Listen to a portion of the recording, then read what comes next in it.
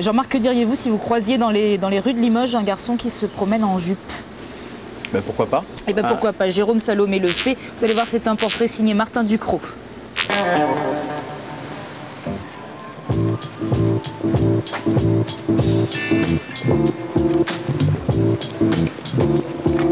En France, on a beaucoup de préjugés et surtout, on ne s'en défait pas à cause des habitudes.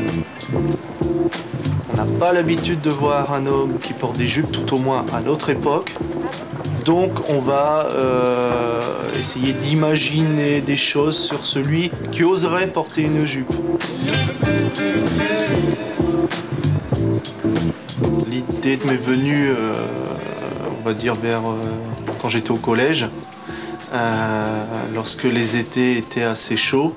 Et en quelque sorte, je jalousais les filles qui étaient en jupe et nous, on était obligés d'être en pantalon. La barrière principale sont les préjugés, c'est-à-dire de penser qu'un homme qui porte des jupes est homosexuel ou souhaite devenir une femme.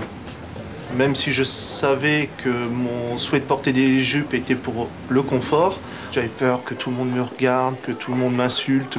Et au final, je me suis rendu compte que 90% des personnes que je croisais n'avaient pas de réaction négative. Souvent, quand je rentre de mon travail, j'embrasse ma femme, mes enfants, et je leur dis « je vais me mettre à l'aise ».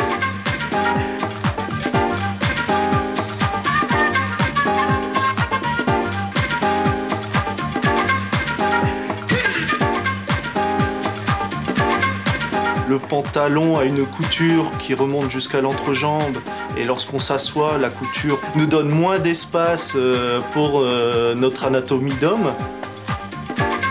Pour moi, la différence entre une jupe et un pantalon ne tient qu'à un fil, celle de la couture du pantalon. Dans l'histoire, les hommes ont porté des jupes pendant des millénaires.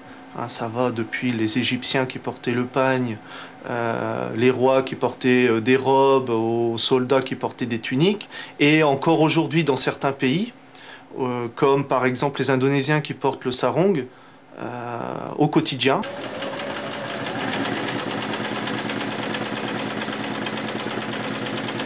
Maintenant, pour moi, c'est comme porter un pantalon et je ne fais plus attention. Donc c'est plus ma compagne qui remarque les réactions. On a croisé un couple de personnes âgées et l'homme a dit et la gendarmerie tolère ça. Et sa compagne qui répond « pauvre petite » en parlant de ma fille que je tenais à la main. Donc en fait, pour ces personnes, j'étais une chose honteuse qu'il fallait certainement enfermer. Je suis un homme normal, de mœurs normales. Je suis hétéro. J'ai une femme, des enfants. Voilà, quoi, ça se passe bien dans mon travail. Je suis monsieur tout le monde, quoi.